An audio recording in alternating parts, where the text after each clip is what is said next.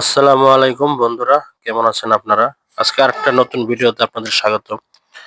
আমি এবং আমার বন্ধু সাজ্জাদ, আমরা দুজন মিলে ঘুরতে বেরিয়েছি। এক মজার ঘটনা ঘটে গেল আমাদের সাথে। আমরা ঘুরতে ঘুরতে অনেক দূর গেছি। আমাদের লোকেশন ছিল আশুলিয়া লেক নামে একটা স্থান, যেটা অনেক জনপ্রিয়, সবাই এটার কথা বলে। তো আমরা ঘুরতে ঘুরতে সেখানে যাওয়ার পথে আমরা গুগল ম্যাপে দেখলাম জায়গাটা কোথায় আছে। তো সেটা দেখে আমরা যাইতেছি। মনির ভাই লোকেশন দিছিল। এখন আমরা রাস্তায় কাউকে জিজ্ঞেস করিনি যে অত্র জায়গাটি কোথায়, কি ভালো মন্দ। তো আমরা তো মোটরসাইকেল নিয়ে দুজনে পাগলা ঘোরা যাইতেছি।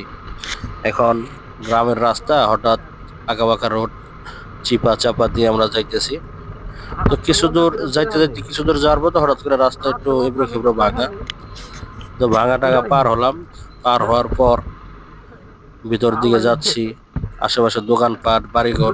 গ্রাম অঞ্চল হলে কি হবে, ভিতরের পরিবেশ এবং খুব মনোরম।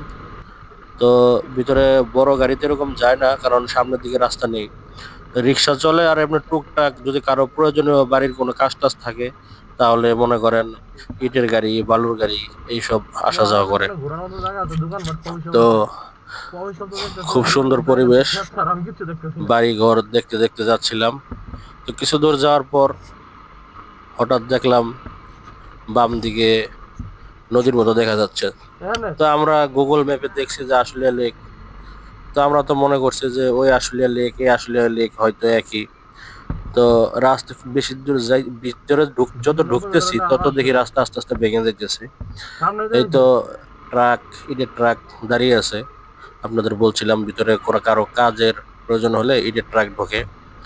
তো যাই হোক, আমরা আস্তে আস্তে সামনের দিকে যত আগাইতেছিলাম, হঠাৎ করে পাকা রোড শেষ হয়ে ইটের সোলিং রাস্তা চলে আসলো।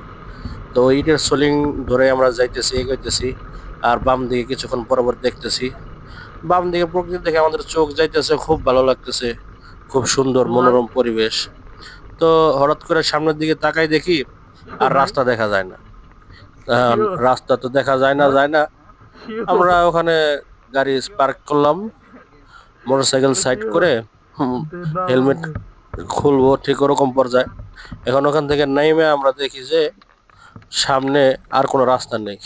এখন গুগল তারপরও বলতেছে আমাদের পানির ভিতরে নামার জন্য, ওই দেখেন লোকেশন দেখাইতেছে। তারপর আমাদের বলতেছে যে পানির ভিতরে যা নামতে। এই হলো গুগলের বর্তমান অবস্থা। যারা গুগলের ম্যাপ ধরে কোথাও যাবেন, সাবধানে যাবেন। দেখেন সামনে শুধু চক, ধান ক্ষেত, ওই দূরে পানি দেখা যাইতেছে।